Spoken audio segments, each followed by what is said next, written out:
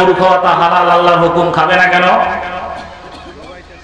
কারণ হলো জবেহের মধ্যে, কোরবানির মধ্যে রাসূলের তরিকা, হুকুম হলো আল্লাহ যে গরু খাওয়া হালাল যাবে, ঠিক আছে, রাসূলের তরিকা হলো এটাকে কিবলার দিকে সয়া দিতে হবে, এরপর দোয়া দরুদ পড়ে তারপর তাকে কি করতে হবে? জবে করতে হবে। অনুরূপ ভাবে শুকুর খাওয়া হালাল না হারাম? কেউ কেন শুকুর খাওয়া আছেন নাকি? তা কথা কন না যে হালাল না হারাম? স্পষ্ট হারাম, আল্লাহ কোরআনে ঘোষণা দিয়েছে।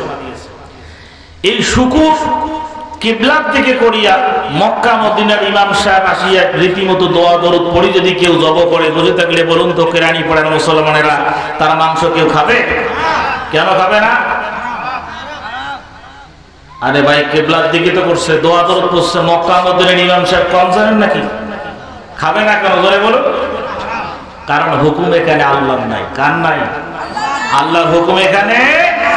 অনুরূপ ভাবে আপনি যে যেই কাজ করেন না কেন, সেই কাজের মধ্যে আল্লাহর হুকুম রাসূলের তরিকা লাগবে। আওয়াজ দিয়ে বলেন ঠিক কিনা?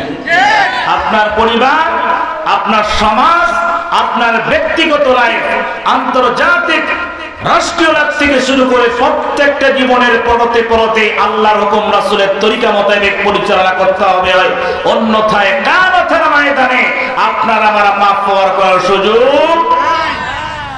মুসলমান ভাইরা আমার, আল্লাহ সুবহানাহু ওয়া তাআলা সূরাতুল হাসরের মধ্যে উল্লেখ করে দিয়েছেন, ওয়ামা আতাকুমুর রাসূলু ফাখুযুহু ওয়া মা নাহাকুম আনহু ফান্তাহু।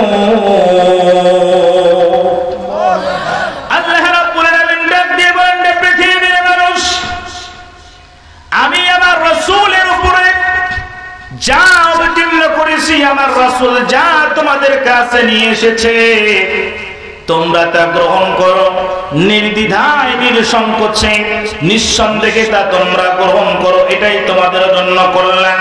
আর আমার রাসূল যা তোমাদেরকে মানা করেছে, যার থেকে বিরত থাকার জন্য বলেছে, এর থেকে তোমরা পরিত্যাগ হও, এটা ফারেকা হও, এটা বাদ দিয়ে দাও, এটাই হলো তোমাদের জন্য কল্যাণ। ওয়াত্তাকুল্লাহ, আর আল্লাহকে ভয় করো রে পৃথিবীর মানুষ, কেননা ইন্নাল্লাহা আলা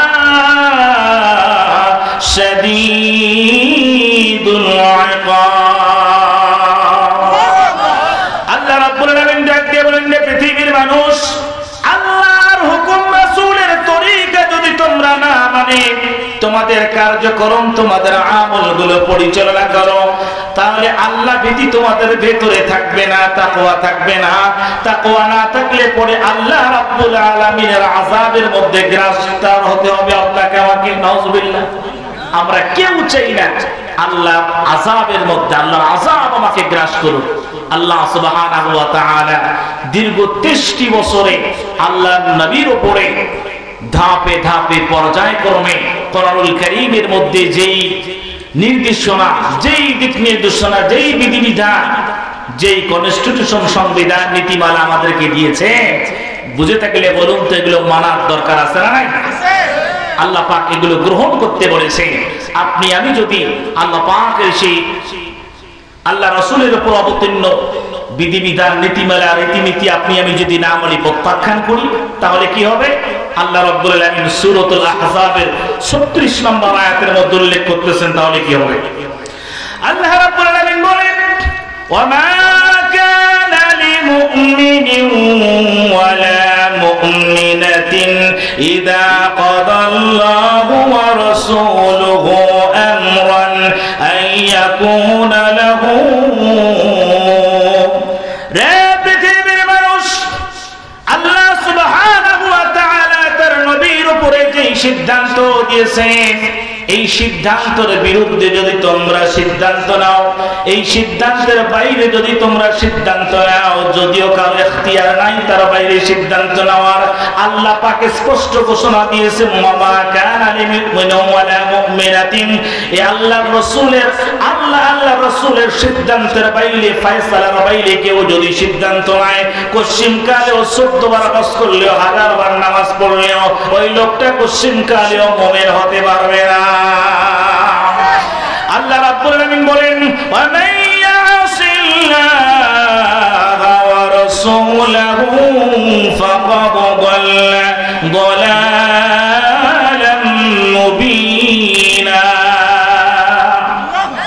আল্লাহ রাসূল আল্লাহ রাসূলের সিদ্ধান্তের ফয়সালার বাইরে কেউ যদি সিদ্ধান্ত নেয়, আল্লাহ বলেন ফাকাদ দাল্লা দালালাম মুবিনা, ওরা সুস্পষ্ট ভ্রষ্টতার মধ্যে নিমজ্জিত। নাউযুবিল্লাহ। নাজাত পাওয়ার, মুক্তি পাওয়ার পথ পদ্ধতি কোশ্চিন কালে খুঁজে পাবে না। সূরাতুল জিনে আর জায়গায় আল্লাহ রাব্বুল আলামিন বলেন ওয়া মান ইয়াসিল্লাহা ওয়া রাসূলাহু ফাইন্না লাহু নার জাহান্নাম খালিদিনা ফিহা আবাদা। আল্লাহ রাসূলের সিদ্ধান্তের ফয়সালার বাইরে যে সিদ্ধান্ত নিবে, কেউ যদি এটাকে প্রত্যাখ্যান করে, আল্লাহ সুবহানাহু ওয়া তাআলা বলেন ফাইন্না লাহু নার জাহান্নাম খালিদিনা ফিহা, আল্লাহ পাকের আযাব, আল্লাহ পাক অগ্নি তার জন্য তৈরি আছে অনন্ত অসীম সময় ধরে। খালিদিনা ফিহা আবাদা, সেখানে সে জ্বলতে থাকবে। কেন পড়ারা মুসলমানেরা, আমরা তো আল্লাহ পাকের আযাবের মধ্যে, আগুনের মধ্যে জ্বলতে চাই না। ধরে বলেন চাই কি? যদি না চেয়ে থাকি তাহলে আল্লাহ রাসূলের সিদ্ধান্তগুলো মানার দরকার আছে না নাই? আজ আমরা যদি নিজের দিকে তাকায় দেখি, 3.5 লাখ বডির মধ্যে আল্লাহর হুকুম রাসূলের তরিকা নাই। কি বলেন? ছেলেপেলেগুলো আমাদের আছে, মাথার চুল কাটতে হয় 3 কেচেনে, 3 প্রকার। চতুর্বর্ষে একটু সামান্য বড় থাকলে অসুবিধা নেই, চতুর্বর্ষে সামান্য। অন্য একটা বাতে আছে নেড়া করা, আর একটা হলো বাবরি চুল, এর বাইরে চুল কাটার কোনো সুযোগ। বর্তমান ছেলেপেলেগুলোর দিকে তাকায় দেখেন মাথার কি অবস্থা। এরা ফলো করতেছে আল্লাহ রাসূলকে নাকি বর্তমান নায়ক নায়িকারা গায়িকাদেরকে? এরা দেখতেছে শাকিব খান কেমনে চুল কাটে, এরা ফলো করতেছে শাহরুখ খান কেমনে চুল কাটে। আওয়াজ দিয়ে বলুন কথা ঠিক কিনা?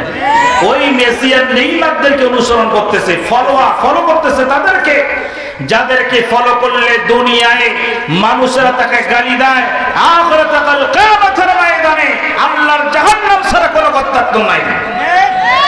তাদেরকে আমরা ফলোয়ার বানাইছি, যারা পৃথিবীতে আল্লাহ পাকের হুকুমের অবাধ্য আচরণ করতেছে, যারা সমকামিতাকে জায়েজ মনে করে, যারা সমলঙ্গের বিয়েকে হালাল মনে করে, যারা কিনা 2-3টা সন্তান পয়দা হওয়ার পরে বিবাহ বন্ধনে আবদ্ধ হয়। নাউযুবিল্লাহি মিন যালিক। আমাদের যুবকেরা, আমাদের সমাজের তরুণ তরুণী আর যুবক যুবতীরা তাদেরকে স্মরণ করতেছে। সম্মানিত সুপ্রিয় উপস্থিতি, অনুসরণ করার দরকার ছিল, ফলো করার দরকার ছিল আল্লাহ রাসূলকে। যদি বলেন কথা ঠিক কিনা?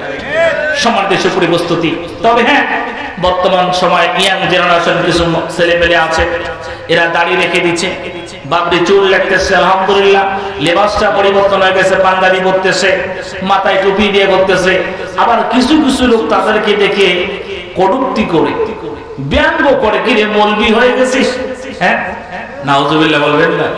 আরে ভাই, আপনি কাকে কটূক্তি করতেছেন? সে তো আল্লাহর নবীর সুরত ধারণ করছে, ঠিক কি না?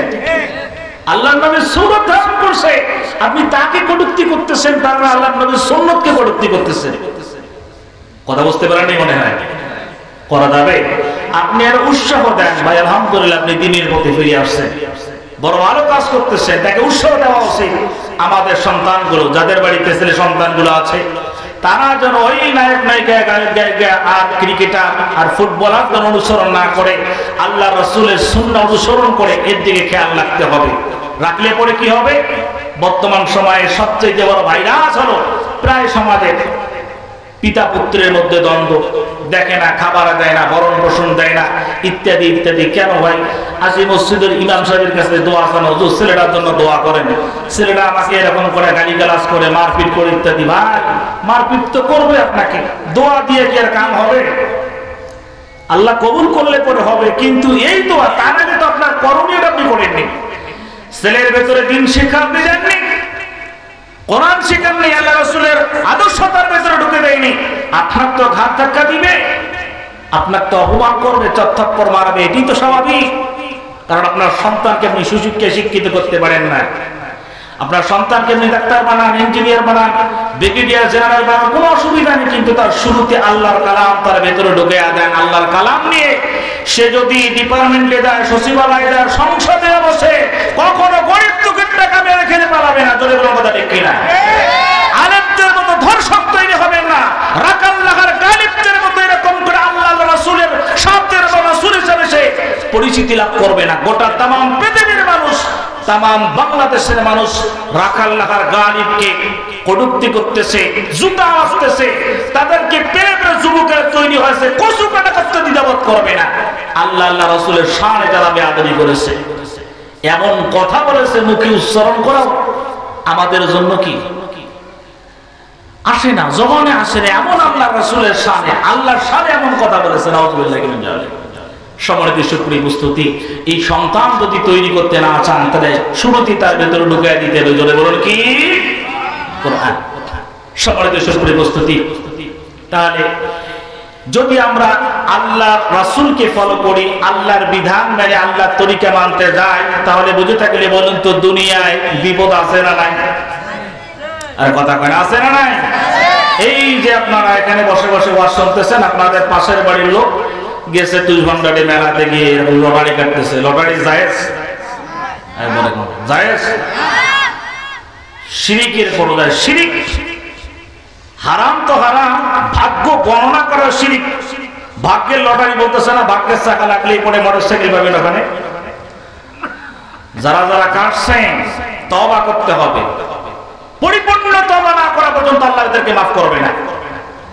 আল্লাহ যার ভেতরে যারা পরিমাণ ঈমান থাকবে আল্লাহ পাক তাকেও মাফ করবেন, কিন্তু শিরিকের সিটাপুটা যার দেহের মধ্যে লেগেছে, আল্লাহ স্পষ্ট ঘোষণা দিয়েছেন, ইন্নাল্লাহা লা ইউশরিকু আইয়ুগফিরা আইয়ুশরাকা বিহি ওয়া ইয়াগফিরু মা দুনা যালিকা লিমান ইয়াশা।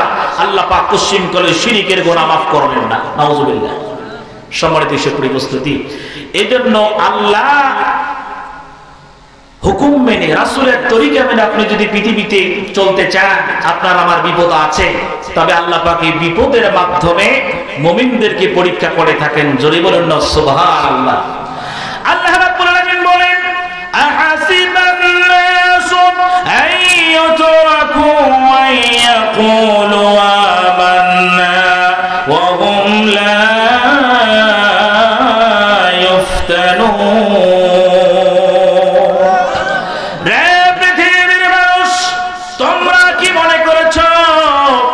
আল্লাহর উপর ঈমান এনেছি, রাসূলের উপর ঈমান এনেছি, পরকালের উপর ঈমান এনেছি, এতটুকুন বললেই আল্লাহ তোমাদেরকে ছেড়ে দিবেন? আল্লাহ কি পরীক্ষা নিরীক্ষা করবেন না? আল্লাহ কি তোমাদেরকে যাচাই বাছাই করবেন না? তোমরা কতটুকুন আল্লাহ আল্লাহ রাসূলের মহব্বত নিজের ভেতরে ঢুকাইছো? আল্লাহ পাক পরীক্ষা ছাড়া কাউকে এরকম করে জান্নাত দিবেন না। প্রত্যেক ঈমানদার মুসলমানদেরকে পরীক্ষা করবেন, এমনকি আল্লাহ রাব্বুল আলামিন নবী রাসূলদেরকে পরীক্ষা করতেও ছাড়া দেন না। তাহলে এই বিপদ আপদে যদি আমরা পড়ি, আল্লাহর হুকুম রাসূলের তরিকা মেনে যদি চলতে চাই, বিপদ আসবে। তবে আমাদেরকে ফলো করতে হবে আল্লাহ রাসূলকে।